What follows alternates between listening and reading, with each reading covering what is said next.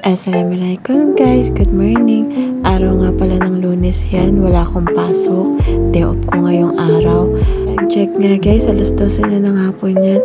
Ang sarap matulog na pag alam mong wala kang trabaho kinabukasan. Naka-off nga pala yung alarm ko yan tuwing Lunes. Ang sarap talaga ng feeling pag ganitong araw, no? Yung alam mong hindi ka gigising ng maaga, wala kang iniisip, kakain ka na lang. Nagugutom na rin kasi yung tiyan ko dyan guys, kaya kailangan ko na talagang bumangon. Sabay na ang lunch at breakfast ko nyan. Ano nga bang kadalasan na ginagawa ko dito sa Oman kapag day off ko? Bago ko sagutin yan guys, samahan niyo muna ako mag-ilamos. Siyempre, yung gamit ko sa mukha, Brilliant. Yan lang ginagamit ko sa mukha ko guys, yung Brilliant, kasi sobrang hiyang ako dyan.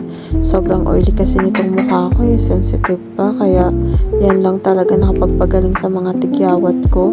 Grabe, sobrang lalayan dati pero alhamdulillah ngayon okay na. Sobrang init na nga dito guys, grabe, kaya hindi ko na binubuksan yung bintana ko. Ayun na nga guys, dalawa lang naman ang option ko, either gagala ako or may pupuntahan, or buong araw ako dito sa bahay.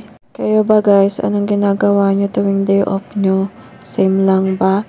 Sometimes nakikinig lang ako ng mga music, Arabic music or kung ano-ano pa. Katulad nito, biglaan akong niyaya ng beshi ko, magdadagat daw kami. Ayun, to the sama naman ako, wala naman na kasi akong gagawin ngayong araw. Ayoko naman palagi nakastay sa bahay. Wala rin naman kasi akong gagawin sa bahay, naglinis na rin naman ako ng kwarto ko. Tara, samahan niyo ako guys, pupunta kami ng dagat kahit sobrang init, magpababad kami sa dagat ngayong araw na to. Time check, 5 PM na rin naman yan ng hapon guys, kaya hindi na ganun kainit yung araw. Mahangin na rin naman sa labas ng mga ganyan oras dito. Ayan, tamang chill lang ako sa likod ng sasakyan, nakikinig ng Arabic music. Kaya ba guys, favorite nyo din ba makinig ng mga Arabic music kahit hindi nyo naiintindihan? Fast forward nga guys, andito na rin kami sa dagat. Sobrang ganda naman kasi talaga ng mga dagat dito sa Oman. Kung gusto mong maliko or mag-relax lang or magkaroon ng peace of mind, sobrang lapit lang ng mga dagat dito. Kaya guys, kung may free kang gumala or mag-enjoy kahit mag-isa ka, go lang. Importante yung peace of mind natin sa sarili natin. Kaya guys, bilang isang OFW, piliin natin laging maging masaya. Kaya guys, kung may mga pinagdadaanan man tayong hirap, always pray to God.